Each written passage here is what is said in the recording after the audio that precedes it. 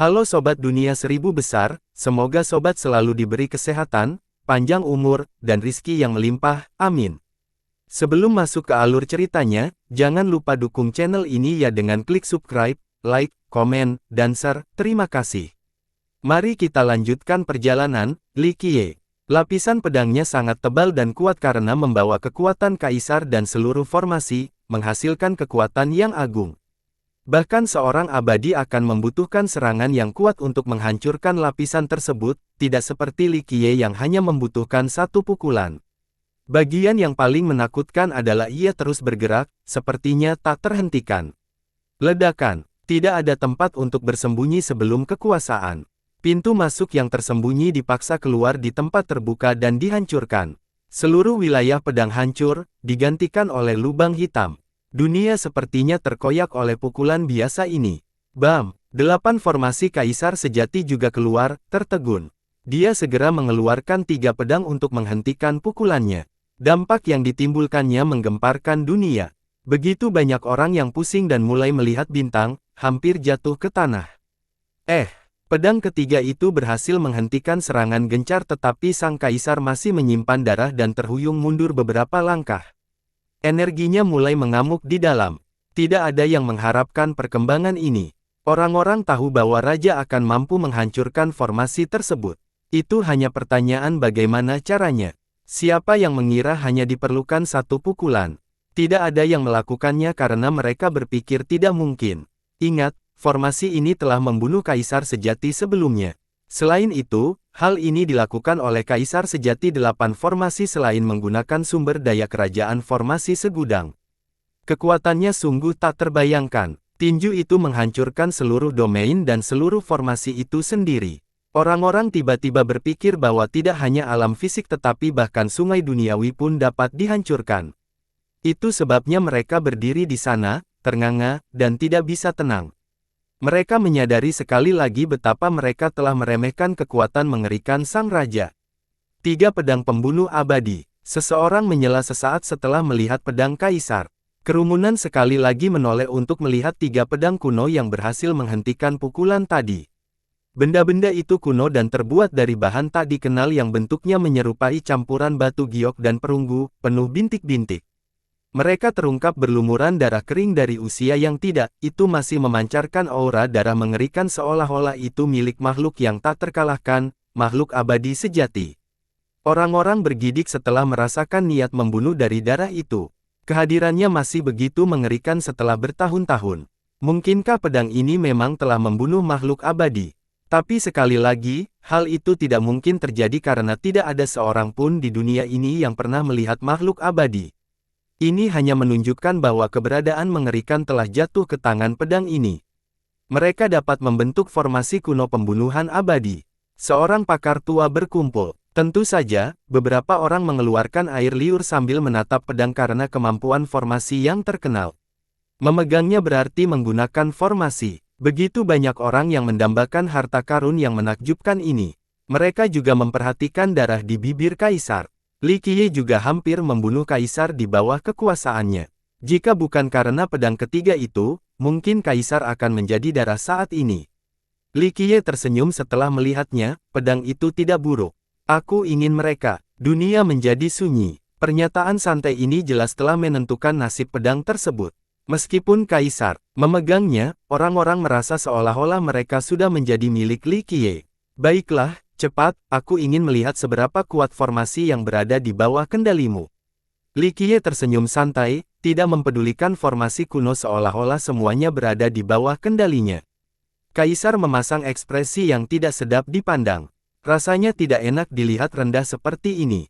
Dia adalah kaisar sejati yang diberdayakan oleh kerajaannya selain memiliki pedang ketiga ini, tidak ada seorang pun di imperial yang berani meremehkannya saat ini, apalagi seorang pemuda. Sayangnya, Li Qiye tidak peduli sehingga dia menjadi marah. Dia menahan amarahnya dan memusatkan perhatian. Dari matanya muncul formasi besar-besaran. Dunia ditelan oleh dao pedang. Semuanya berubah menjadi formasi tertinggi. Dunia adalah sebuah formasi dan dia adalah dunianya. Setiap orang dapat merasakan transformasi ini sejak dia mulai memancarkan susunan gambar, yang seolah menyatu dengan langit dan bumi untuk menggerakkan formasi mendalam. Kamu memahami formasi Trinitas, memang memenuhi syarat untuk menjadi kaisar sejati. Sayangnya, terlalu tidak sabar dan kurang memeles, kalah dengan bocah Waterwatch dalam hal ini. Li Qiye mengangguk dan menghakimi kaisar. Tidak ada yang tahu harus berkata apa, tidak dapat menentukan jumlah sarkasme di dalamnya. Sampai mati, kaisar mengabaikan komentar itu dan melangkah maju. Suaranya penuh percaya diri dan haus darah. Semua orang dapat melihat betapa buruknya nyawanya. Mereka menarik nafas dalam-dalam, merasakan sedikit kekaguman pada kaisar. Pada titik ini, semua orang dapat melihat bahwa raja tidak terkalahkan, lebih dari cukup untuk membuat semua orang tenggelam dalam keputusasaan. Kaisar bisa 10 kali lebih kuat dan dia tetap tidak bisa menandinginya. Apalagi pertunangannya telah ditaklukkan sepenuhnya oleh raja. Ini tidak terkomputerisasi bagi siapapun. Terlepas dari itu semua, dia masih berhasil mempertahankan kondisi mental yang layak untuk berbunyi. Mereka pun bersimpati dengan ide melemahnya karena hidup tidak ada artinya. Bahkan jika dia bisa melarikan diri dari raja dan mempertahankan hidupnya, dia akan selamanya hidup di bawah bayang-bayang raja. Iblis hati akan mempertahankan sisa hidupnya. Dia akan menderita karena pelanggaran. Jadi, daripada hidup seperti seorang yang sedang tidur, keluar dengan keras jauh lebih heroik. Paling tidak, dia akan tetap dikenal sebagai seseorang yang pernah bersaing dengan raja sebelumnya. Orang-orang akan menyanyikan lagu tentang dia. Baiklah, kamu boleh memilih cara untuk berangkat dari dunia ini. Berusahalah untuk bertanya pada tenaga sekarang dan jangan mengecewakanku. Setelah mempersiapkan apa yang disebut formasi tertinggi ini begitu lama, akan sangat membosankan jika tidak bisa menahan satu pukulan pun. Li Qiye terkekeh dan berkata, tetap setia pada gayanya yang selalu mendominasi. Kerumunan sudah mengharapkan perilaku ini darinya, tidak lagi memperkirakan arogan dan mengganggu. Mata kaisar menjadi dingin dengan cahaya yang menyilaukan, bahkan mampu menyinari 9 tingkat neraka. Jangan terlalu percaya diri, raungannya yang menggelegar sangat mengintimidasi. Dia berdiri di sana seperti penguasa tertinggi, merampas napas semua orang. 3 pedang di depannya memiliki kilatan dingin, menyebabkan semua orang bergidik. Kilauan cahayanya menusuk tajam hingga ke tulang. Kerumunan sudah bisa merasakan niat membunuh sebelum menyerang seolah-olah pedang ada di leher mereka. Pemenggalan kepala bisa menjadi yang berikutnya. Ayo, aku menunggu untuk melihat pemahamanmu. Li Qiye berkata dengan acuh tak acuh. Baik sekali, kata kaisar. Memperbaiki. Pedang ketiga itu menggema pada saat yang bersamaan. Setiap orang dapat mendengar dia dan merasakan bulu kuduk mereka berdiri karena suara langsung menyentuh hati mereka, sepertinya berasal dari sana. Ini mirip dengan serangan langsung pada jantung, menimbulkan rasa sakit yang menusuk. Banyak yang terhuyung mundur karena perasaan tidak menyenangkan ini. Berdengung, ruang berfluktuasi, sepertinya terpotong-potong. Pedang ketiga itu mulai berputar mengelilingi kaisar. Pada saat yang sama, rune keluar dari kaisar. Dalam sekejap mata, dia tampak memiliki rune yang tak ada habisnya saat mereka perlahan menutupi dirinya. Rune ini kuno dan mendalam, masing-masing memiliki kekuatan yang esar. Ini tidak berbeda dengan kemunculan 3000 dunia. Memperbaiki, pedang ketiga tersebut telah membuka dunia kuno yang penuh dengan cahaya. Itu segera menstabilkan dan mengunci rune di sekitarnya, menghasilkan formasi besar-besaran. Itu langsung memanggil Li Qiye di dalamnya. Domain ini memiliki matahari dan bulannya sendiri dengan darah mengalir kemana-mana. Bau busuknya sangat menyengat, sama dengan tekanan membunuh. Orang-orang tidak hanya bergidik tetapi juga merasa mual. Desisan aneh terdengar. Ternyata jika ada keberadaan di dunia ini yang sedikit lengah, tekanannya bisa langsung mengubah mereka menjadi darah. Ini cukup menakutkan. Suasana formasi saja sudah sangat fatal. Ledakan. Setelah formasi terbentuk, kaisar mengumpulkan vitalitasnya dan menjadi cemerlang. Gemuruh. Kerajaan formasi segudang di kejauhan juga memancarkan cahaya yang menyilaukan. Dengan kerajaan sebagai pusatnya, sinar cahaya menyebar ke berbagai tempat di 9 rahasia dan mulai menyedot kekuatan. Berbagai kekuatan dari sistem ini menjadi sinar yang berdenyut dan menuju ke kaisar. Sinar-sinar itu akhirnya menyatu menjadi satu denyutan dan melesat langsung ke arah kaisar. Dia membuka istana takdirnya dan menyerap energi yang masuk secara penuh.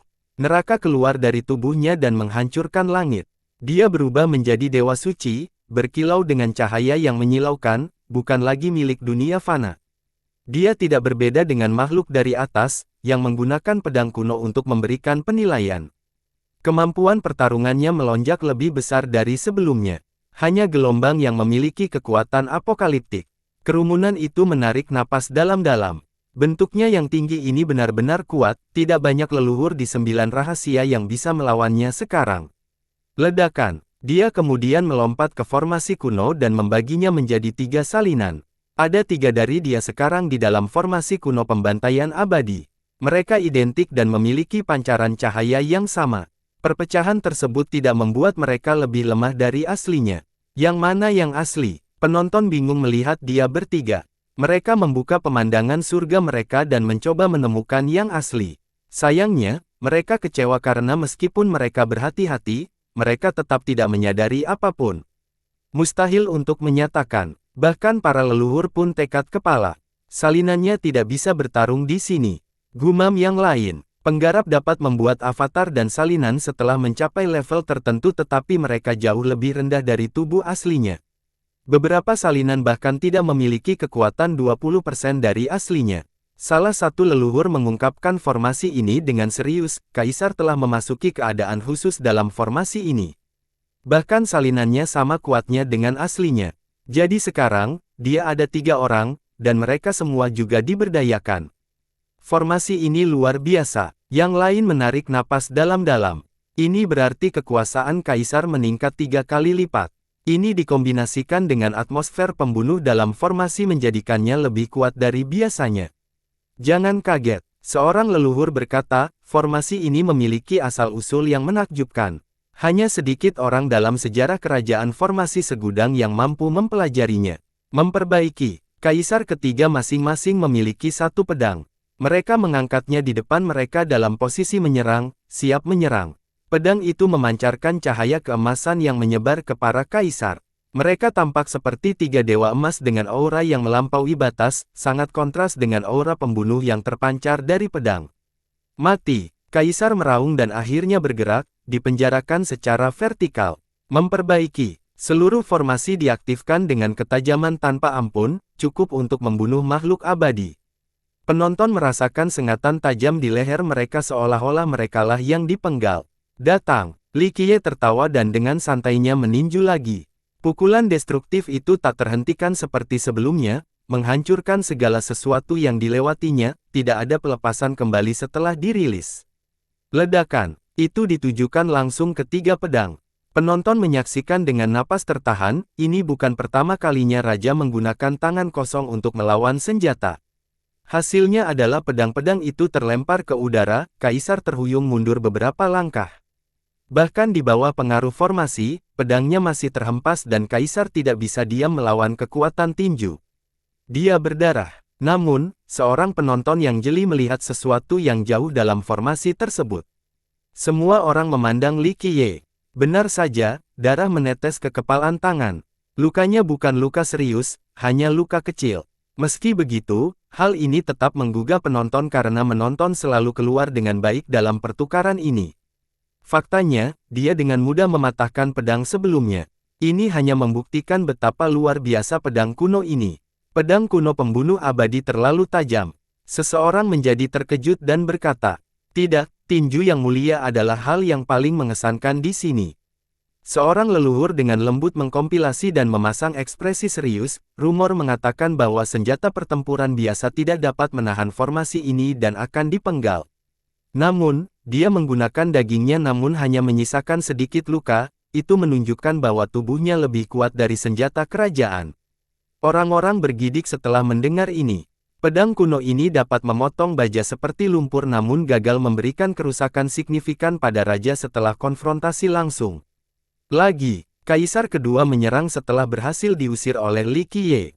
Tebasan kedua ditujukan secara horizontal ke belakangnya, ingin memisahkannya menjadi 2 bagian. Ini semua terjadi dalam sekejap mata setelah dampak pertama. Tebasan kedua hampir tiba. Kaisar-kaisar ini bekerja sama dengan cukup baik dan tidak memiliki lowongan. Li Qiye tidak repot-repot berbalik dan dengan santai melepaskan serangan telapak tangan ke belakang, sederhana tanpa variasi apapun. Namun demikian, hal ini sangat efektif. Tebasan horizontal langsung ditekan dan jatuh ke tanah. Dia mengambil satu langkah ke depan dan melepaskan pukulan eksplosif langsung ke kaisar pertama. Tidak ada keraguan bahwa dia telah menemukan tubuh aslinya. Tentu saja, karena kecepatan kejadiannya, kaisar pertama masih terdorong mundur dari pukulan pertama dan belum menstabilkan posisinya. Ledakan. Pukulan itu menghancurkan ruang di depan dan juga pelataran dada kaisar.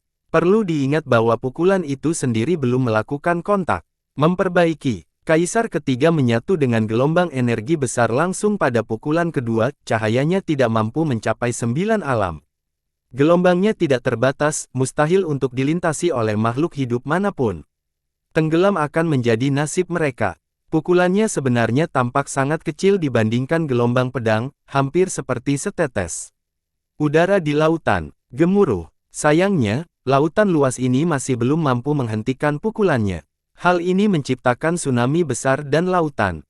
Semua lampu pedang langsung hancur, lalu lautan itu sendiri.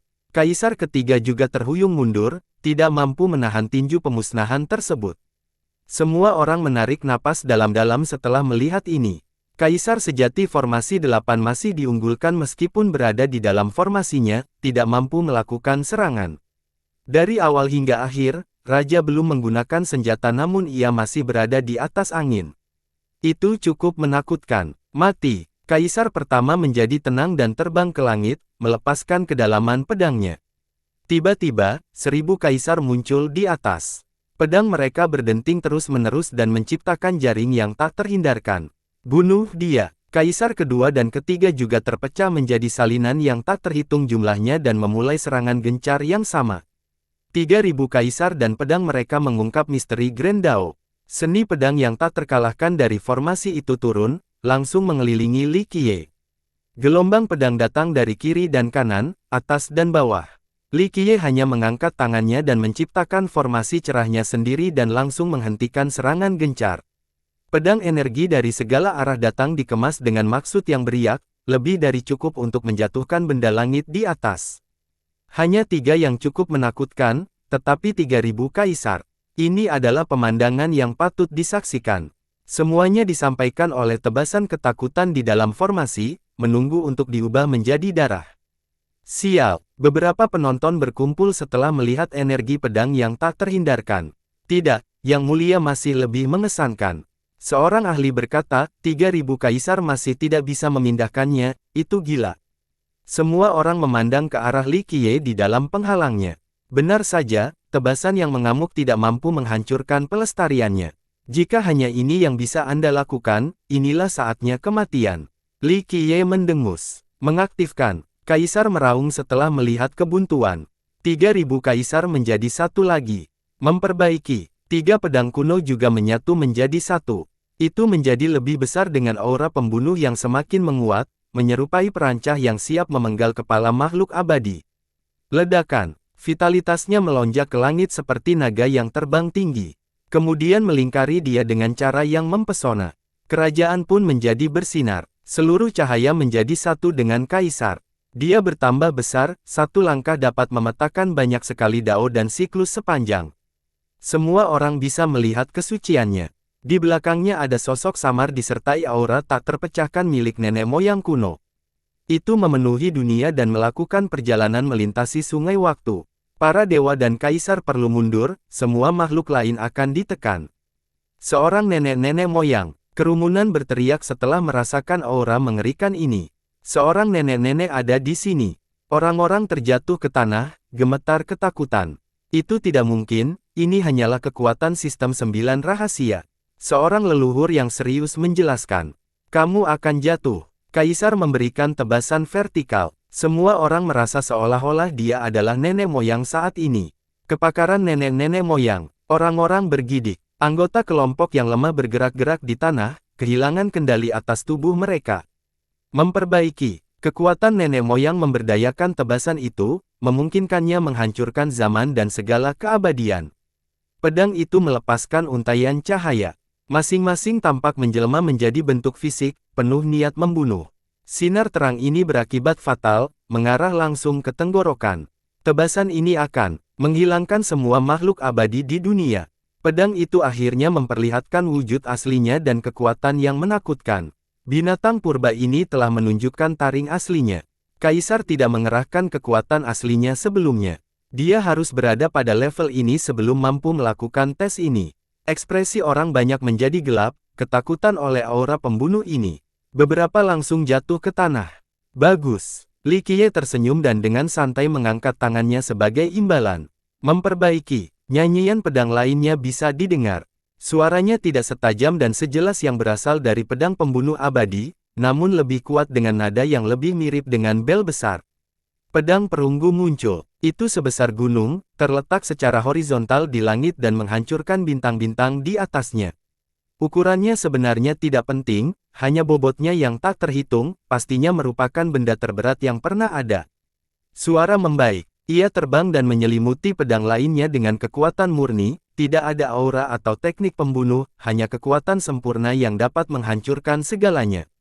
Karena bobotnya yang tak terbayangkan, saat ia mengambil tindakan, wilayah spasial di wilayah tersebut hancur dan menjadi kemacetan yang mengerikan setelah terdengar suara retakan yang keras. Mungkin beratnya 1000 kali lebih berat dari 3 dewa. Bayangkan saja kekuatan di balik beban sebesar itu. Tebasan yang paling menakjubkan tidak akan berarti apa-apa ketika menghadapi kekuatan. Bam! Kontes formasi tiada taraf versus pedang berat. Sayangnya, formasi tersebut tampak lemah dibandingkan seperti seekor semut yang tertimpa gunung. Percikan api disebarkan sebelum pedang pembunuh abadi diledakkan. Bahkan sosok di belakang kaisar pun mengalami nasib serupa. Pedang berat itu tidak berhenti di situ, gelombang kejutnya masih terus berlanjut melalui segala hal. Ledakan, berat serangannya tampak berada di bagian belakang dan baru saja mencapai bagian depan untuk mengenai 8 formasi kaisar sejati. Ah! Dia berteriak sedih sebelum berubah menjadi kabut darah. Sejak awal dengan tebasan pamungkasnya hingga kematiannya hanya membutuhkan waktu sekejap mata. Para penonton bahkan tidak sempat bernapas sebelum semuanya berakhir. Ledakan, formasi itu runtuh, meninggalkan 3 pedang yang melayang. Beberapa waktu yang lalu, Kaisar memiliki formasi pembantaian abadi selain berkah dari kerajaannya dan kekuatan 9 rahasia. Sayangnya, hanya 1 tebasan yang masih bisa menjatuhkannya. Pria itu bahkan tidak punya kesempatan untuk mencoba lari. Para penonton kembali sadar dan ketakutan. Raja tidak perlu menggunakan seni yang tidak stabil, hanya pedang perunggu ini saja yang bisa membuatnya tak terkalahkan.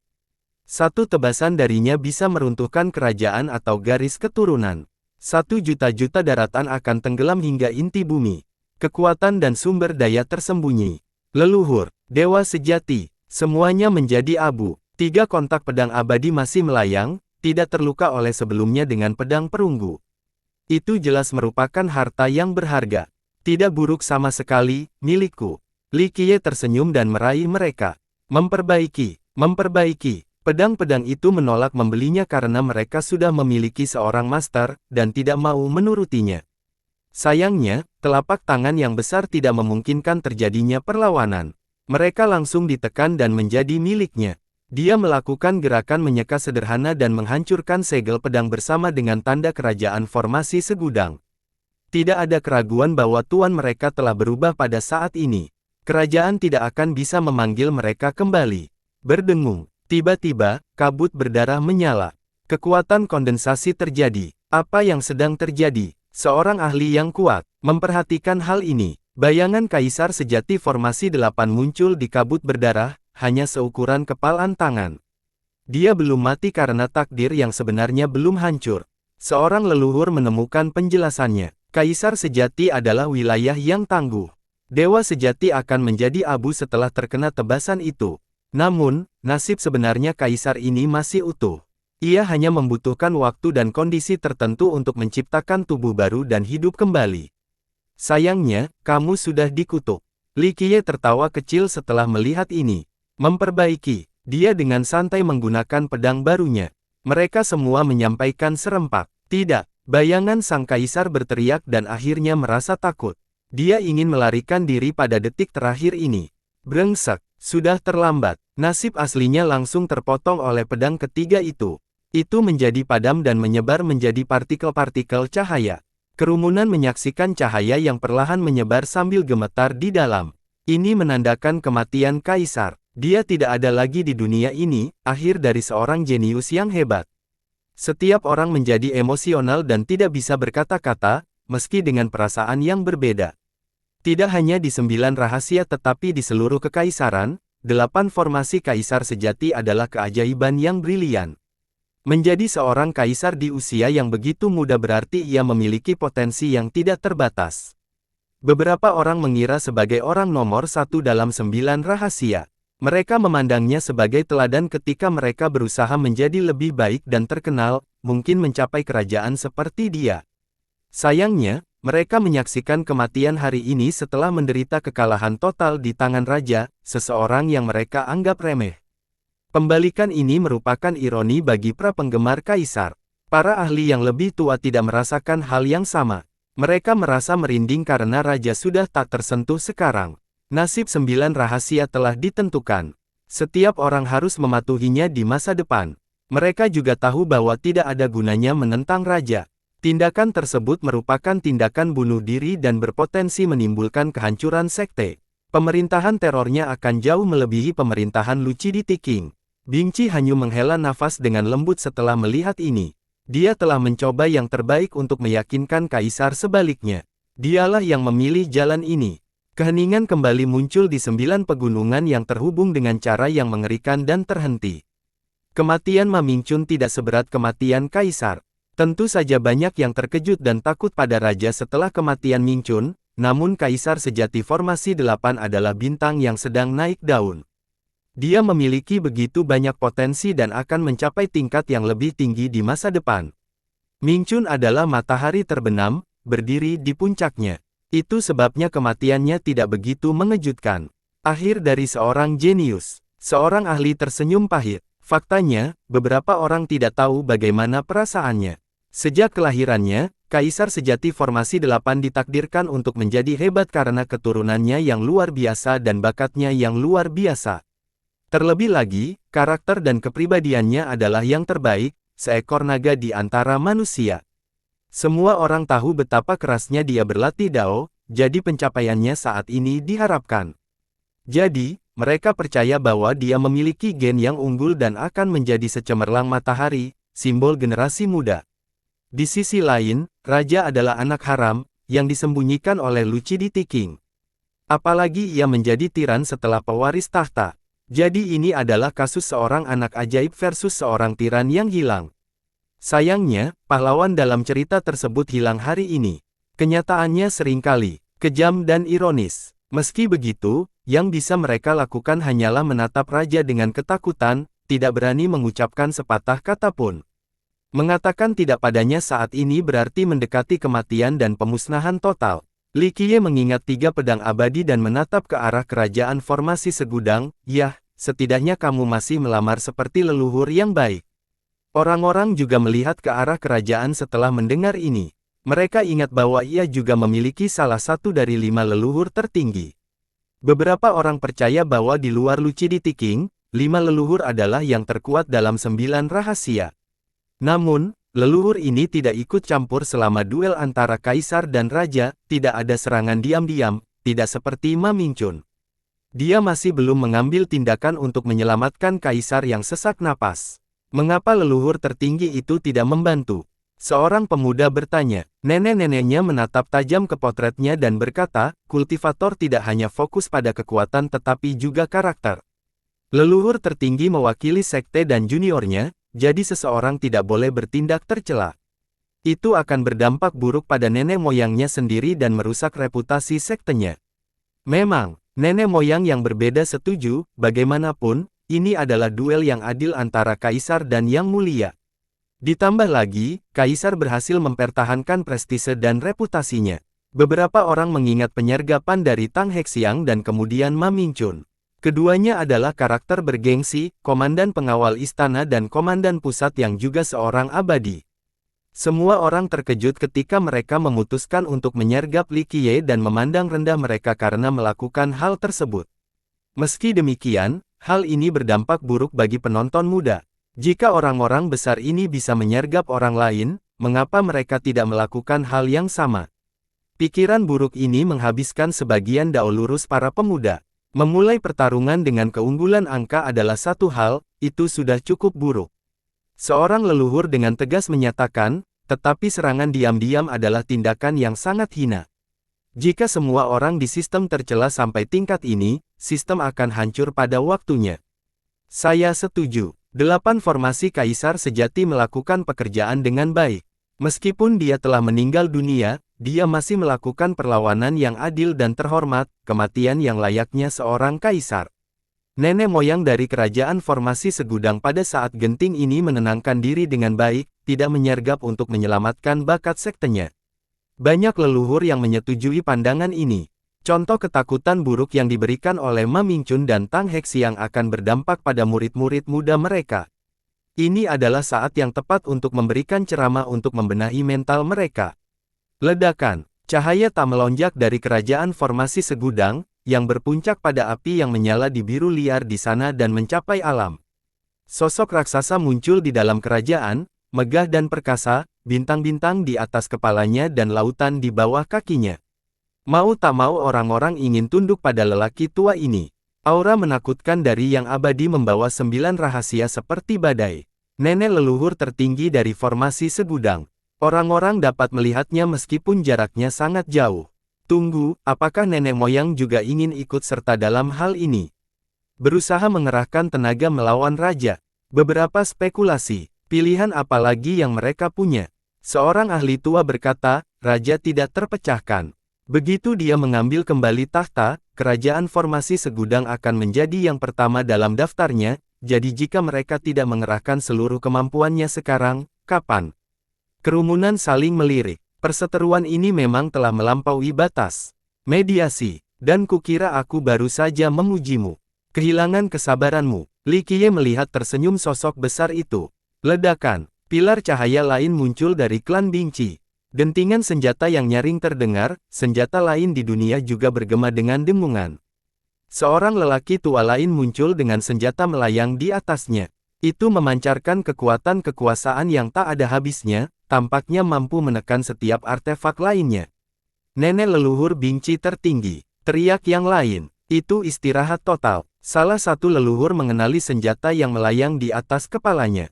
Kaisar sejati artefak Weapon Break, Albreak. Para ahli menjadi terkejut. Albreak dikabarkan menjadi senjata terkuat Bingci. Patriark mereka, Weapon Break, adalah pandai besi yang tiada taranya dan mahakaryanya adalah Albreak. Beberapa orang percaya bahwa senjata itu setara dengan senjata leluhur. Apakah ini benar-benar terjadi? Orang-orang saling melirik. Tidak, ekspresi Bingci hanya menjadi gelap. Dia tidak ingin klannya hancur. Yah, tidak mengherankan, mereka adalah sekutu. Bisik lainnya, sejak pengepungan tersebut, keduanya telah membentuk persatuan pernikahan. Mereka berada di perahu yang sama sekarang dan perlu bertindak bersama melawan musuh bersama. Ledakan. Pada saat yang sama, sinar ilahi lainnya melesat ke udara dengan afinitas suci. Seorang pria keluar dari cahaya, tampak sangat melampaui batas. Nenek leluhur tertinggi biara Kamlotus. Penampilannya lebih mengejutkan dibandingkan dua lainnya. Apa yang sedang terjadi? Apakah nenek moyangnya gila? Aku sudah bilang pada mereka bahwa kita tidak bisa melawan raja. Giliran Qin Jianyao yang terkejut. Biara teratai tenang, Bingci, dan kerajaan formasi segudang, 3 leluhur tertinggi dari sekte ini telah muncul dan mengejutkan banyak orang. Hanya 2 dari Waterfront dan Godstep yang hilang. Mereka jarang menunjukkan diri mereka di masa lalu karena mereka mewakili eselon tertinggi di 9 rahasia. Kemunculan mereka berarti sesuatu yang besar sedang terjadi. Kamlotus juga ada di sini. Seorang penonton terkejut. Keluarnya 2 leluhur pertama adalah satu hal, terutama yang berasal dari kerajaan. Bagaimanapun, kaisar baru saja ditembakkan. Terlebih lagi, mereka juga tidak punya pilihan lain karena mereka mempunyai perseteruan yang tidak dapat berdamai dengan raja. Hal itu juga dapat dipahami oleh Bingci. Mereka berada di pihak yang sama dengan kerajaan sehingga mereka perlu bekerja sama. Namun hal ini tidak terjadi pada Kamlotus. Sekte khusus ini tidak memiliki konflik besar dengan Li Qiye. Meskipun Qin Jianyao tidak menepati janji pernikahannya, dia bukanlah satu-satunya. Ditambah lagi, bukan berarti tidak ada kesempatan bagi mereka untuk memikirkan kembali situasi pernikahan di masa depan. Mereka tidak pernah menolak atau menolak mentah-mentah usulan tersebut, sehingga dapat dikatakan bahwa sekte ini memiliki perseteruan yang paling kecil dengan raja. Namun kini, nenek moyang mereka telah muncul juga, bertentangan dengan ekspektasi semua orang. Jian Yao sendiri terkejut karena dia telah mengirimkan kembali laporan tentang raja ke sekte tersebut. Dia menyarankan untuk tidak pernah menentang raja. Faktanya, tidak ada masalah untuk menyerah agar tetap hidup. Dia pikir nenek moyang akan setuju dengan pendapatnya. Siapakah sangka nenek moyang tertinggi mereka akan bergabung dengan kedua rekannya. Dia tidak tahu mengapa mereka mengambil keputusan ini. Apa yang membuat mereka bingung? Sebagai seseorang yang selalu tetap tenang apapun masalahnya, dia mendapati dirinya tersesat. Aliansi ini menghancurkan semua rencana. Memperbaiki. Tiba-tiba, suara bel menggema di seluruh sistem. Semua orang melihat ke arah suara itu. Itu, Gunung Skywrap, lonceng di kota pemerintahan. Orang-orang terkejut, siapa yang meneleponnya? Apakah ini keputusan resmi? Banyak orang kemudian beralih ke arah Li Qiye setelah mendengar ini. Meskipun dia digulingkan dari tahtanya, kebanyakan orang masih berpikir bahwa pemerintahan kerajaan sembilan rahasia masih menjadi milik cabang Lucidity King. Kota ini saat ini ditempati oleh berbagai legiun tetapi mereka hanyalah tentara dan tidak mewakili otoritas kerajaan, tidak memenuhi syarat untuk memberi perintah kepada dunia. Siapa yang membunyikan bel saat ini? Berani melakukannya tanpa izin raja. Ini bukan keputusan resmi. Seorang leluhur dengan cermat mendengarkan lonceng tersebut dan mengingat, ini adalah lonceng yang agung.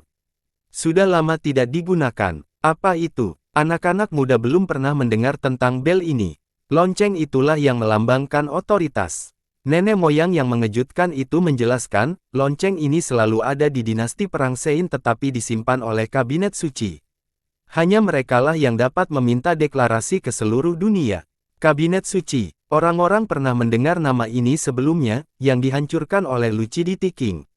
Meski hanya sedikit yang mengungkitnya, banyak orang di sembilan rahasia yang masih mengetahuinya. Sebelumnya, raja-raja dinasti Perang Sein belum tentu memiliki kendali penuh atas sistem. Mereka hanya bertindak sebagai juru bicara, orang yang benar-benar bertanggung jawab adalah para leluhur dari kabinet suci. Kabinet membuat keputusan tentang peristiwa-peristiwa besar dan rencana masa depan. Raja biasanya hanya mengumumkannya kepada dunia. Hal ini berlangsung hingga masa pemerintahan Lucidity King. Dia memutuskan untuk membubarkan kabinet, yang mengakibatkan perang berdarah. Setelah kemenangannya, para anggota kabinet menghilang tanpa jejak. Lembaga ini tidak ada lagi setelahnya. Lonceng ini belum berbunyi sejak hilangnya kabinet. Salah satu leluhur berkata, perkataan mendiang raja menjadi simbol otoritas. Siapa yang mengira suara ini akan muncul kembali setelah sekian lama? Apakah kabinet mencoba bangkit kembali? Seorang ahli menjadi tertarik. Rumor mengatakan bahwa mereka telah dieliminasi oleh Lucidity King tetapi bel simbolis menandakan mereka kembali. Apakah ini peringatan bagi tiga leluhur tertinggi atau apakah mereka punya rencana lain? Beberapa orang melirik ke arah Li Qiye. Bagaimanapun, raja yang mewakili pemerintahan sementara kabinetnya juga berasal dari perang dinasti Sein. Secara teori, mereka seharusnya berada di pihak yang sama dengannya. Saya tidak yakin, ada permusuhan yang sudah berlangsung lama di sini. Seorang pembisik menyatakan pikirannya. Kelompok itu setuju. Bagaimanapun, kabinet selalu bertanggung jawab atas War Sein hingga Lucidity King. Sementara itu, raja baru juga berasal dari cabang Lucidity. Akankah mereka berdiri di sisinya? Sebagian besar merasa hal ini mustahil. Perseteruan khusus ini tidak bisa dihentikan dengan mudah. Gemuruh. Kembali ke Gunung Skywrap yang jauh, sebuah puncak besar tampak terbuka dengan cahaya yang sama mempesonanya dengan isi perbendaharaan yang megah. Akhirnya, sebuah paviliun mulai melayang ke langit, ditutupi cahaya ilahi. Itu tampak kuno dan terbuat dari perunggu. Itu menuangkan hukum Dao yang penuh dengan kekacauan dan energi sejati. Bangunan ini menyerupai istana megah dengan aura megah. Itu kabinet suci. Banyak yang mengenali tempat itu. Mengapa itu muncul sekarang? Yang lain bertanya, menyebabkan kesamaan saling menguntungkan. Mereka tidak muncul selama pengepungan di istana kerajaan atau ketika raja diusir dari tahtanya. Mereka tidak muncul ketika negara-negara besar lainnya bersaing untuk mendapatkan otoritas. Logikanya, jika ingin bertanding, seharusnya mereka muncul lebih cepat dan memberikan pukulan telak. Memilih momen khusus ini sepertinya sudah direncanakan sebelumnya. Mungkin mereka di sini untuk tali 9 dewa. Seorang leluhur berpikir dengan hati-hati sebelum mengemukakan hal ini. Mereka merasa kabinet hadir bukan karena alasan politik. Hanya satu tali itu yang layak untuk dilihat. Gemuruh. Dunia berguncang ketika leluhur ketiga dan kabinet mulai menuju 9 pegunungan yang terhubung. Mereka masing-masing menduduki arah mata angin yang berbeda, sepertinya ingin mengelilingi Li Qiye. Satu langkah dari nenek moyang membawa mereka 10 juta-juta. Mereka meninggalkan jejak kaki di langit yang tidak akan pernah bisa terhapuskan. Adapun kabinetnya, ia menghancurkan ruang angkasa dan menempuh jarak 10 juta mil dengan kecepatan yang tiada taraf. Mereka datang menjemput raja. Semua orang tahu bahwa mereka berusaha memblokir semua jalan keluar dari raja, ingin mengelilinginya. Gemuruh. Pembicaraan terus-menerus terdengar. Baik leluhur ketiga maupun kabinetnya berada jauh dari 9 pegunungan yang terhubung, namun jarak ini tidak seberapa dibandingkan dengan karakter pada level mereka. Semua mata tertuju pada Li Qiye karena dia adalah target mereka. Apakah dia akan bertarung atau tidak? Ini menjadi pertanyaan di benak setiap orang. Tidak mungkin dia akan melakukannya, kan? Seseorang berusaha semaksimal mungkin untuk menyuarakannya, takut Li Qiye akan mendengarkan. Kekuatan Li Qiye tidak perlu dibicarakan lagi setelah berhasil mengalahkan satu demi satu pukulan besar. Namun, nenek moyang tertinggi telah meneror sistem tersebut selama beberapa generasi, belum lagi kabinet suci yang tak terduga. Aliansi ini tidak mungkin diukur, hanya sedikit orang di dunia yang benar-benar bisa melawannya. Kemampuan mereka adalah alasan mengapa Lucidity King tidak menghancurkan kelima leluhur di masa lalu. Tidak, menurutku raja masih belum tersentuh. Seorang ahli berpikir dan berkata perlahan, dia tidak terduga dan mungkin belum menunjukkan kepada kita kekuatan yang sebenarnya. Pergerakan habis-habisan darinya tidak terbayangkan. Tapi kamu bisa mengatakan hal yang sama tentang tiga leluhur tertinggi dan kabinet suci. Tindakan mereka juga akan menggemparkan dunia. Kata orang lain dengan tenang. Tunggu dan lihat saja. Nenek moyang lainnya berkata, hasilnya akan segera terlihat. Pertempuran ini akan menentukan arah dan nasib 9 rahasia. Penonton sedikit terkejut, menyadari pentingnya pertarungan yang akan datang ini.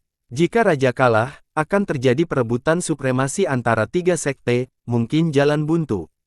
Skenario sebaliknya adalah seorang tiran yang bahkan lebih angkuh dari Lucidity King. Li Qiye masih memiliki senyuman di wajahnya, tampak tidak terganggu. Saat badai mendekat, pintu masuk gua di bawah Great Desolate Mountain tiba-tiba bergetar sedikit. Itu menjadi redup, hampir menghilang. Semua orang fokus pada tiga leluhur dan kabinet suci saat ini jadi tidak ada yang peduli dengan penjara. Faktanya, perubahannya terlalu kecil untuk terlihat. Sudahlah, aku sedang sibuk sekarang, tidak ada waktu untuk bermain dengan kalian semua. Mata Li Qiye beralih ke penjara sebelum dia tertawa dan melompat ke langit. Apa yang dia lakukan? Hal ini mengejutkan banyak orang. Ledakan. Memasukkan yang memekakkan telinga menggetarkan seluruh pegunungan seolah-olah penghalang dunia baru saja dihancurkan. Mereka melihat Li Qiye mendarat dan melompat ke surga surgawi yang sangat sunyi. Pintu masuknya tampak seperti rahang binatang buas yang berdarah. Dia melompat ke dalam kegelapan dan ditelan. Hati-hati, Liu Chuqing merasakan jantungnya tergantung pada seutas tali karena perkembangan yang tiba-tiba ini. Bing Qi Hanyu buru-buru mendukungnya sambil merasakan keheranan yang sama. Semua orang tercengang. Siapa yang mengira langkah ini akan dilakukan oleh Li Qiye? Mereka semua tahu bahwa tidak ada jalan keluar dari penjara ini, tidak peduli seberapa kuat dan kuatnya penjara itu. Itu adalah kutukan abadi, tidak ada jalan keluar, kematian tanpa kuburan.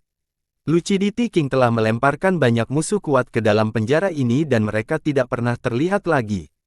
Ingat, musuh-musuhnya sangat kuat, setidaknya dimulai dari tingkat kekal.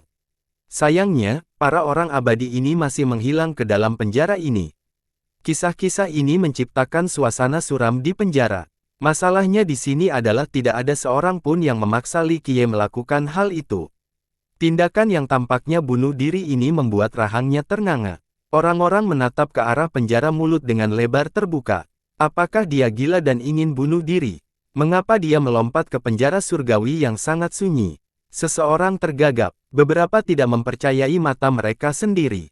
Segalanya bisa dibilang baik-baik saja namun raja memilih masuk penjara. Mungkin dia takut dengan persekutuan. Yang lain berspekulasi. Mustahil. Seorang ahli tua mencakup, orang itu membunuh tanpa memasukkan mata, dia tidak takut pada siapapun. Ditambah lagi, jika itu berasal dari rasa takut, kenapa dia terjun ke penjara? Semua orang setuju dengan logika ini. Bahkan jika dia tidak bisa menghadapi leluhurnya yang ketiga, dia mungkin masih bisa berusaha sekuat tenaga dan melarikan diri dari mereka. Namun, terjun ke penjara hanya akan berakhir dengan kematian. Kerumunan terus berspekulasi tetapi tidak ada yang bisa memberikan jawaban. Setidaknya mati dalam pertempuran atau di tempat lain akan meninggalkan dia dengan mayatnya dan berpotensi menjadi kuburan, tidak seperti menderita nasib yang tidak diketahui di penjara. Saya yakin dia punya kepuasan sendiri, kata seorang leluhur yang bijaksana. Alasannya, seseorang yang menggelengkan kepalanya, tidak ada cara untuk mengizinkan tindakan bunuh diri seperti itu.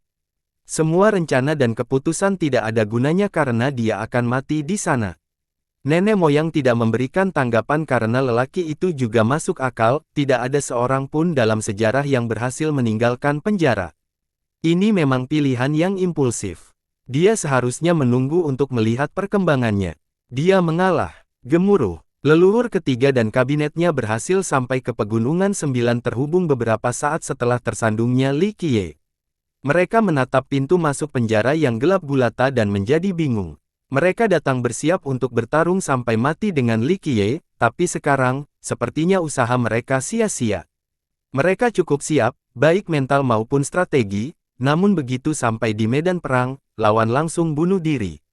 Kehilangan gol ini membuat mereka lengah, tidak tahu bagaimana melanjutkannya. Nenek moyang tertinggi saling memandang. Apakah mereka akan masuk penjara untuk mengikutinya? Tentu saja mereka tidak segila itu. Berbeda dengan banyak orang lainnya, mereka secara pribadi telah melihat keberadaan perkasa yang dijebloskan ke penjara oleh Lucidity King. Penjara ini meninggalkan kesan mendalam bagi mereka. Tunggu sebentar, sebuah suara kuno datang dari kabinet.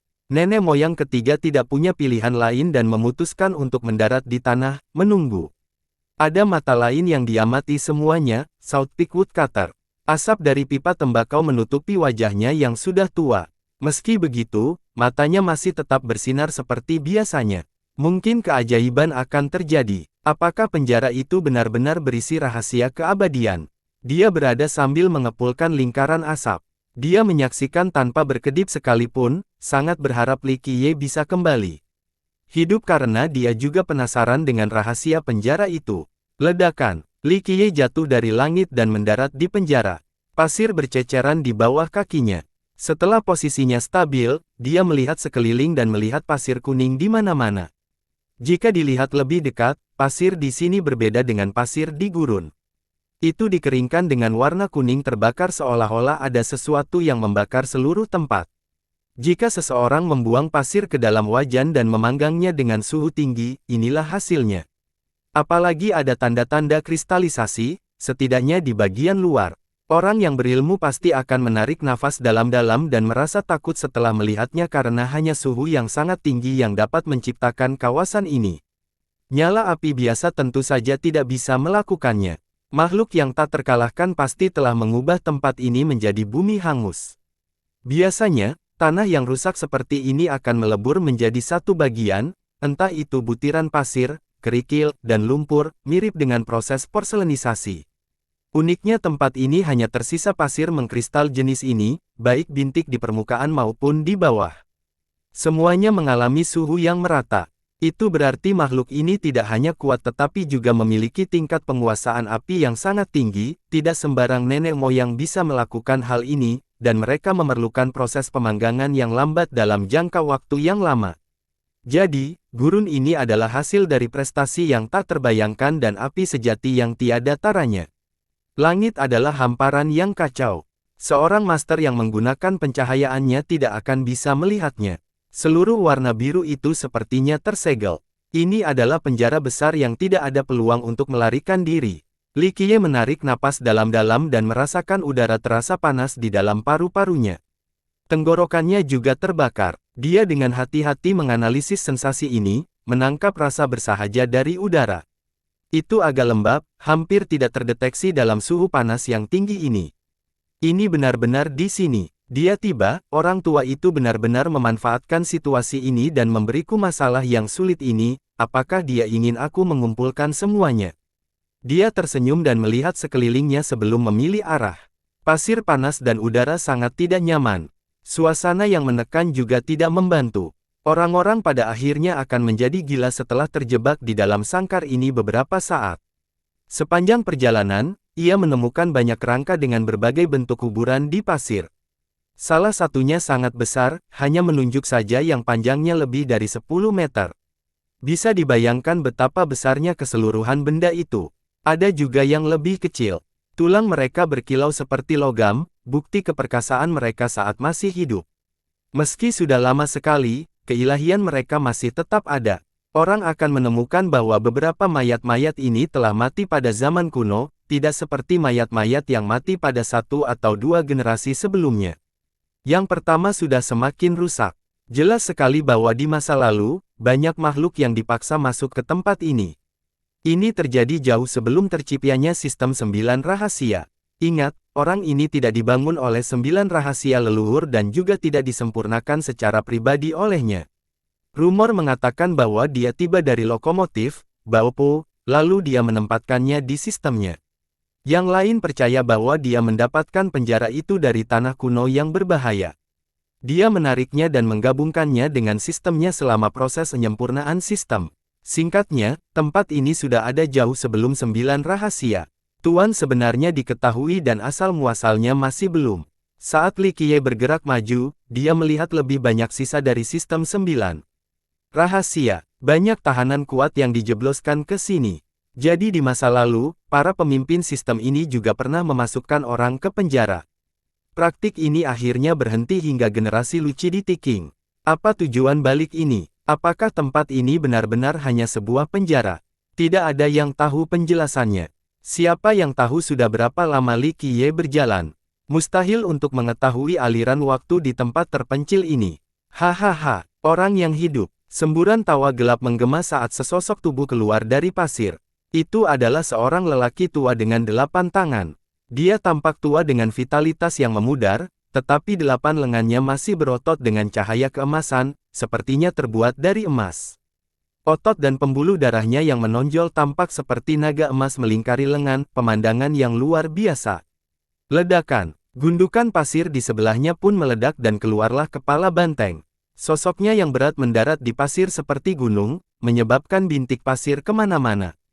Ini adalah makhluk tegap yang memiliki kepala banteng dan tubuh manusia. Dia memiliki bulu yang panjang dan tebal. Saat dia menggeser tubuhnya, bulunya akan bergerak maju mundur. Dia mempunyai tanduk yang panjang dan besar, hitam namun cerah seolah-olah telah dipol. Senjata pilihannya adalah kapak batu yang penuh kekerasan. Bagian bawahnya tertutup cawat yang sudah lama tidak diganti, terlihat cukup subur. Hahaha, saya belum pernah makan daging di negeri terkutuk ini selama ribuan tahun. Bocah ini terlihat sangat lembut, rasanya enak. Manusia banteng bermata besar itu menjilat bibirnya, hampir mengeluarkan air liur. Saya setuju. Sosok berbeda muncul, seorang wanita tua dengan rambut beruban dan keriput. Meski begitu, dia benar-benar cantik saat itu. Meskipun dia telah terjebak di tempat berpasir ini selama berbulan-bulan yang jumlahnya tak terhitung, gaunnya masih sangat bersih. Matanya sangat cerah. Mereka diliputi pada Li Qiye saat dia berkata perlahan, ya, dagingnya empuk, memanggang adalah pilihan yang tepat. Minyak lemaknya akan gosong hingga garing, jadi kita mendapatkan kedua tekstur tersebut. Haha, menurutku merebus adalah pilihan yang lebih baik. Lelaki tua berlengan 8 berkata, jadi kita bisa makan sup panci yang harum juga, itu sempurna. Baiklah, banteng liar, naga emas berlengan 8, wanita Phoenix racun. Jangan menakuti pendatang baru, dia baru saja tiba. Sebuah suara ilmiah terdengar ketika seorang pria mendekat. Dia yang termuda di antara mereka, menyerupai pria parubaya setinggi merah. Dia memiliki kipas berbulu berwarna merah tua, tampak seperti gumpalan awan yang berapi-api. Saat dia mendekat, suhu langsung meningkat. Orang-orang merasa seolah-olah sedang berdiri di samping kuali. Tolong, Sarjana Bulu Api, kamu adalah penjahat pembunuh, sejak kapan kamu begitu baik? Mungkin sifat membunuhmu sudah berakhir setelah sekian lama terjebak di tempat neraka ini. Pria bernama Wild Bull itu tertawa. Suaranya bergemuruh seperti bel, tajam dan jernih. Tidak, sarjana itu mencakup, jarang ada pendatang baru, ini adalah acara yang sangat menarik. Saya ingin mendengar apa yang terjadi di luar saat ini. Mereka saling melirik dan mengangguk serempak. Mereka sudah lama terjebak dan tidak tahu apa yang terjadi di luar. Pemuda ini dapat terus memperbaruinya. Bulu api benar. Poison Phoenix Lady berkata, saya ingin tahu apakah Lucidity tua itu telah bersuara di hadapan kita atau tidak. Mereka berempat berbalik dan menatap tajam ke arah Li Qiye, ingin melihat beberapa petunjuk. Berat, kamu berasal dari sekte mana? Wild Bull yang tidak sabar adalah orang pertama yang berbicara. Ada yang bilang aku dari dinasti Warsain tapi siapa yang tahu?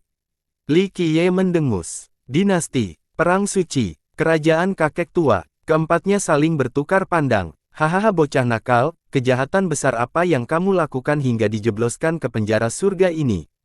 Nasibnya tidak akan mudah, hanya kakek tua itu yang akan melemparkan orang ke sini. Naga emas berlengan 8 memutar pada Li Qiye. Cendekiawan Firefeather berpikir sejenak dan berkata, dari waktu ke waktu, satu generasi mungkin telah berlalu. Kita seharusnya hidup lebih lama dari kakek tua itu, jadi dia seharusnya sudah mati sekarang. Dia kemudian bertanya pada Li Qiye, siapa yang bertanggung jawab atas Warsain sekarang? Lucidity King tidak bisa mati seperti itu. Dia dan Sun Lengying sungguh ajaib dan dapat hidup selama 3 generasi tanpa masalah. Sebuah suara yang menyakitkan menginterupsi kelompok itu. Mereka berempat dengan cepat menoleh dan melihat seorang lelaki tua berjubah abu-abu perlahan berjalan mendekati tongkat kayu. Dia lemah, gemetar 3 kali pada setiap langkahnya seolah-olah angin sepoi-sepoi dapat menyapu dia. Apalagi matanya kacau dan hitam. Pria itu sepertinya berada di ambang kematian. Keempatnya memberi jalan kepadanya dengan sikap hormat. Aduh, Tuhan! Bahkan banteng liar yang pemarah menjadi pantas setelah melihat lelaki tua itu. Orang tua itu menilai Li Qiye dengan tatapan yang kacau, kamu berasal dari dinasti Warsain. Yang dilemparkan ke sini semuanya kuat, tapi aku tidak melihat Do atau Z di dalam dirimu. Anda tampak sangat percaya diri dengan penilaian Anda. Li Qiye tersenyum. Berat, kamu mungkin tidak mengetahui hal ini tetapi jika kamu benar-benar dari dinasti Perang Sein, maka kamu sedang berbicara dengan nenek moyang. Il-Lord bahkan lebih tua dari Lucidity King. Anda tidak akan bisa menipu penglihatannya. Poison Phoenix Lady menimpali sambil tersenyum. Jadi kalian berlima adalah musuh terkuat Lucidity King yang dilempar ke sini, atau begitulah kata orang. Dan kamu, ya Tuhan, adalah yang terkuat di antara mereka. Li Qiye melihat ke arah kelompok itu dan berkata, Berat, ada hal lain yang tidak kamu ketahui. Dari segi status, Il-Lord adalah kakak senior Lucidity King. Sarjana itu menutupi dan berkata, Li Qiye tidak menyangka hal ini terjadi dan tersenyum, jadi, ini memang sedikit mengejutkan. Itu semua sudah berlalu, aku sudah lama meninggalkan sistem 9 rahasia. Orang tua itu tidak keberatan sama sekali. Gelarnya adalah Il-Lord, yang lain mengira sebagai musuh terbesar Lucidity King. Untuk jangka waktu yang lama, Lucidity King tidak bisa melakukan apapun padanya. Orang-orang percaya bahwa Lucidity King lebih rendah dalam hal kekuasaan. Di seluruh imperial, mungkin hanya Gu Yifei dari klan Li yang bisa membawanya. Namun, ketika Kaisar sejati Jiuning muncul, otoritas Lucidity King mencapai puncaknya. Dia sendiri adalah monster sedangkan remajanya adalah seorang kaisar dengan 11 atau 12 istana. Hal ini mencapai puncaknya dengan dikalahkannya Il-Lord. Dia ditangkap dan dijebloskan ke penjara ini.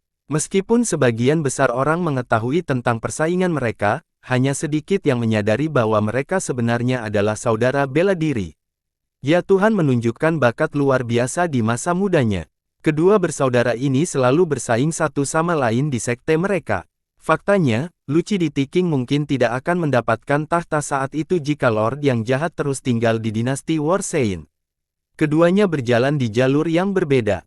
Saya akan memilih Dao yang sesat dan mengabaikan ketentuan hukum dari dinasti Sein Perang. Dia datang dengan Dao penyakit sampar dan meninggalkan sistem 9 rahasia. Inilah alasannya mengapa hanya sedikit yang mengetahui latar belakangnya. Il-Lord bertanya, saya yakin sudah 3 generasi sekarang, bagaimana kabar Lucidity? King, meskipun dia dijebloskan ke penjara oleh Lucidity King, dia tidak menunjukkan tanda-tanda kemarahan dan menyebut raja seperti teman lama. Dia tidak menemukan kakek tua, seperti 4 orang lainnya. Orang bilang dia sudah mati. Li Qiye berkata sambil tersenyum. Begitu awal, ya Tuhan tidak mengharapkan ini, mereka seharusnya tidak mati secepat ini. Bagaimana dia mati? Dia bertanya lagi. Sejak usia tua, Li Qiye tersenyum, yah. Mati setelah hidup sekian lama adalah hal yang normal, hidup selamanya adalah hal yang menyimpang. Bagaimana dengan Sun Lengying? Tidak tahu, keberadaannya tidak diketahui tapi dia masih hidup. Li Qiye berkata dengan acuh tak acuh. Suara Il-Lord menjadi serius, kalau begitu, itu tidak mungkin. Lucidity King tidak bisa mati karena usia tua saat Sun Lengying masih ada. Keduanya menemukan keberuntungan yang sama saat itu, bisa berlatih di dunia bawah. Faktanya, dapat dikatakan bahwa kerja sama tim mereka adalah cara mereka berhasil hidup selama 3 generasi. Saya tidak tahu apa-apa tentang itu. Li Qiye mengangkat bahu, tidak terlalu peduli dengan masalah ini. Sayang sekali kalau kakek tua itu benar-benar mati, aku masih ingin membalas dendam. Kata wanita Poison Phoenix dengan kebencian. Akan lebih buruk lagi jika dia masih hidup, menikmati hidup dan menjalaninya. Kami akan semakin jengkel karena kami terjebak di sini. Lagi pula kita tidak bisa keluar untuk parkir. Firefeather Scholar berkata sambil mencampurkan kipasnya. Jika aku bisa keluar, aku tetap tidak akan melepaskannya begitu saja meski dia sudah mati. Jika bukan karena tipu dayanya, pertanda aku akan ditangkap oleh orang seperti dia. Terjebak di tempat ini dan tidak pernah melihat matahari lagi selamanya. Wild Bull berkata dengan kebencian. Siapa yang bertanggung jawab atas War Sein saat ini? Ya Tuhan bertanya pada Li Qiye setelah beberapa saat merenung. Saya, Li Qiye tersenyum, saya adalah raja saat ini, satu-satunya orang nomor 1 di dunia. Kamu nomor 1, banteng liar, wanita Phoenix racun, naga emas berlengan 8, sarjana bulu api, dan bahkan dewa jahat memberikan penilaian lain pada Li Qiye. Berat, kamu cukup berani. Sarjana itu tersenyum, dunia ini luas, hegemoni mustahil bagi Anda. Bahkan Lucidity King yang kuat tidak akan membuat klaim itu. Hahaha, jangan bilang kalau kerajaan sudah berakhir setelah kakek tua itu meninggal. Tidak ada lagi yang mampu dan tahta jatuh padamu. Banteng liar tertawa riuh. Raja Luciditas menyerahkan tahta kepadamu. Ya Tuhan memikirkan sesuatu dan menatap tajam ke arah Li Qiye. Benar, dia bilang kita terhubung oleh takdir. Jadi dia menyerahkan tahtaku. Dan siapa yang akan menyia-nyiakan kue gratis dari langit? Jadi akulah rajanya. Li Qiye terlihat sangat polos dan sangat bodoh saat ini. Semua orang percaya padanya. Ya, itu memang kebenarannya. Karena takdir, jika saya belum cukup mengenal Lucidity King, saya akan mengira Anda adalah anak haramnya. Kata wanita itu, kakek itu menjadi pikun karena usia tua. Ada apa dengan takdir? Golden Dragon juga menatap Li Qiye, memikirkan kekonyolan dari semua ini. Tidak, dia hanya kambing hitam. Il-Lord menenangkan, pikirkan lagi tentang Lucidity King. Dia tidak akan memerintah selama 3 generasi jika dia menetap. Ada alasan mengapa kalian semua ditangkap olehnya. 4 orang lainnya, Golden Dragon tidak sepenuhnya yakin. Dia datang pelan-pelan, jika bukan karena bajingan Sun Lengying yang menyergapku, aku bisa menjatuhkan Lucidity. Hei, jangan bilang kalau ada orang lain yang mengambil tahtamu lalu melemparkanmu ke sini. Setelah menilai pria itu dengan cepat, wanita Poison Phoenix mengira dia tahu mengapa pemuda itu ada di sini. Tidak, aku sendiri yang melompat. Li Qiye, menenangkan. Apa? Kelompok itu tercengang. Berat, apa kamu tahu sesuatu tentang tempat ini? Wild Bull memandangnya seolah dia idiot. Ya, penjara surgawi yang sunyi, tidak ada jalan keluar. Li Qiye tersenyum. Lalu kenapa kamu terjun? Apakah kamu yakin kamu tidak gila? Melakukan hal itu berarti bunuh diri. Mata cendekiawan itu mendidih. Belum juga, kalian semua masih hidup dan bersemangat meski berada di sini. Siapa tahu, mungkin tinggal di luar akan berakhir dengan kematian lebih awal. Li Qiye bercanda. Kelompok itu berhenti berbicara ketika mata mereka melihat sekeliling. Mengapa kamu di sini? Ya Tuhan menjadi serius dan bertanya. Kamu memberitahuku. Li Qiye menghilang, ini adalah penjara di mana burung-burung tidak boleh membuang air besar. Logikanya, orang tidak seharusnya hidup lama di tempat ini, jadi kenapa kalian semua masih hidup? Meskipun semua kekuatan besar memiliki nenek moyang berumur panjang yang dapat bertahan selama beberapa generasi, mereka menyegelnya di bawah tanah atau di lokasi yang penuh dengan energi roh. Proses hibernasi ini memerlukan upaya besar dan menghabiskan banyak sumber daya alam. Keadaan yang menguntungkan ini tentu saja tidak ada di penjara yang keras ini. Jadi, para penghuni di sini seharusnya tidak hidup selama itu, terutama para tetua seperti Il-Lord. Namun, mereka tampaknya melakukannya dengan sangat baik. Haha, banyak yang mati. Naga emas tersenyum muram. Dia benar, Lucidity King melemparkan lebih banyak musuhnya ke sini daripada hanya mereka yang berlima. Namun, hanya mereka yang masih hidup. Kamu di sini untuk mencari benda keabadian yang legendaris itu. Ya Tuhan menyimpulkan dan bertanya. Il-Lord adalah kakak laki-laki Lucidity King di Warsane, jadi dia memiliki pemahaman yang baik tentang sistem 9 rahasia. Hanya sedikit orang di tempat itu yang bisa menandinginya saat ini dalam hal pengetahuan tentang sistem. Dan jika aku menjawab ya, Li Qiye tidak menyembunyikan semuanya. Haha, benda keabadian. Banteng liar tertawa terbahak-bahak. Matanya yang seperti lonceng menjadi agresif. Nak, meskipun ada benda seperti itu di sini, itu bukan giliranmu. Bukan giliranku. Lalu giliran siapa sekarang? Giliranmu. Li Qiye masih tetap santai seperti biasanya. Hehe, dari segi status, kamu memang junior kami, jadi sebaiknya kami memilikinya dulu. Kata banteng liar dengan keras. Li Qiye dengan santai menjawab, sayangnya, argumen senioritas tidak berhasil pada saya. Jadilah cerdas dan menjauhlah dariku jika kamu ingin hidup. Kelimanya mengubah ekspresi mereka. Masing-masing dari mereka terkenal kuat. Judul mereka dulunya menimbulkan rasa takut pada pendengarnya dan amarah mereka mampu membuat dunia bergetar. Meskipun mereka dijebloskan ke penjara ini oleh Lucidity King, ini tidak berarti mereka lemah. Raja berusaha keras untuk menangkap hidup-hidup mereka. Sekarang, seorang junior yang baru tiba di sini begitu sombong dan tidak memperhatikan mereka. Tentu saja mereka tidak tahan duduk saja. Mata cendekiawan itu berbunyi saat dia perlahan berkata, jadi, kamu yakin bisa mengalahkan kami berlima bersama-sama? Hanya 5 orang, tangan ini saja sudah cukup. Li Qiye dengan santai mengulurkan satu tangan ke depan. Ya Tuhan sangat terkejut. Bahkan Lucidity King tidak bisa melakukan apapun di masa lalu, tetapi orang ini ingin menghadapinya menggunakan satu tangan. Ini sudah mencapai tingkat penghinaan, tidak ada orang lain di Imperial yang berani mengajukan klaim ini. Jangan menggigit lebih dari yang bisa kamu kunyah, bocah, kamu harus menjaga kata-katamu karena kamu tidak bisa menariknya kembali. Wanita itu tersenyum menawan. Saya hanya mengatakan yang sebenarnya. Faktanya adalah saya tidak benar-benar ingin berkelahi karena, jika hal ini terungkap, orang akan mengatakan bahwa saya menindas orang tua dan lemah, itu tidak baik untuk reputasi saya. Li Qiye menawarkan dan berkata datar. Ekspresi kelompok itu berubah menjadi tidak sedap dipandang. Komentar ini tidak berbeda jika Li Qiye menunjuk langsung ke wajah mereka dan mengutuk atau menamparkan mereka dengan kejam. Seperti kata pepatah, Buddha pun kadang-kadang akan menunjukkan kemarahannya, apalagi karakter garang seperti mereka. Nada yang sangat besar, bocah, karena kamu sangat percaya diri, bersuaralah. Wild Bull yang pemarah meraung marah. Ledakan. Oleh karena itu, dia memerintahkan kepalanya dan menggunakan tanduknya seperti tombak untuk melawan Li Qiye. Tanduk ini sangat kuat, mampu menghentikan senjata apapun atau menembus pertahanan apapun. Jika disingkirkan, mereka akan tetap menjadi harta karun yang luar biasa. Ruang ditembus, menghasilkan 2 lubang hitam yang mengarah ke dada Li Qiye. Tanduknya bergerak dengan kecepatan kilat dan ledakan yang dahsyat, lebih dari cukup untuk menembus bumi.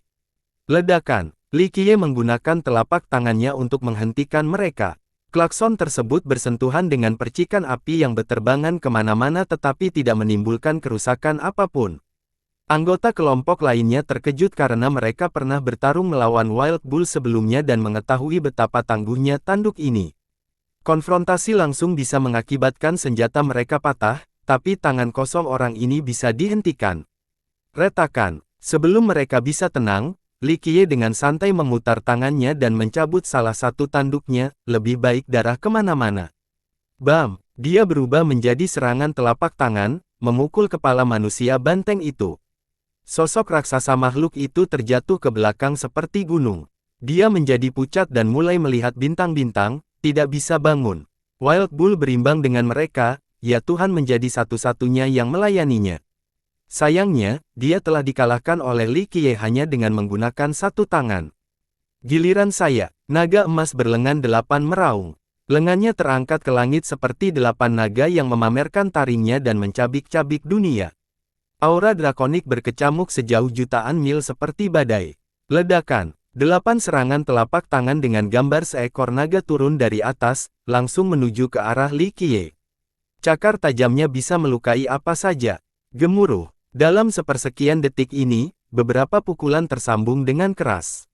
Ketika kelompok itu bisa melihat dengan jelas, Li Qiye telah mencengkeram leher naga emas berlengan 8, dengan kejam membantingnya ke tanah berulang kali. Tanah di sekitarnya hancur dan mulai retak. Naga emas yang babak belur itu berlumuran darah dari atas ke bawah sambil muntah lagi. Ah! Li Qiye juga merobek 8 lengannya.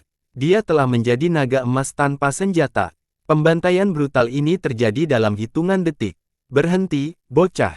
Wanita Poison Phoenix adalah yang berikutnya. Berdengung. Cahaya yang menyilaukan muncul di belakang. Warnanya beraneka warna dan menyebar seperti ekor burung merak yang menutupi langit. Suara mendesing, suara mendesing, suara mendesing. Kecemerlangan ini memancarkan sinar hitam yang tak terhitung jumlahnya. Mereka sama fatalnya dengan jarum beracun, cepat kilat dan hampir tidak terlihat. Jumlahnya yang banyak dapat mengubah area tersebut menjadi saringan. Zas! Saat pasir keemasan terkena sinar ini, muncul secepat akibat kerusakan. Li Qiye tidak memasukkan mata dan masih menggunakan tangan yang sama, merentangkannya ke telapak tangan lalu segera menutupnya. Meletus. Ruang beriak. Sinar hitam yang memenuhi langit langsung hancur, menghilang tanpa bekas. Telapak tangan terus menekan, mengulangi kecemerlangan yang dipancarkan wanita itu bahkan sebelum dia sempat bereaksi. Bersambung.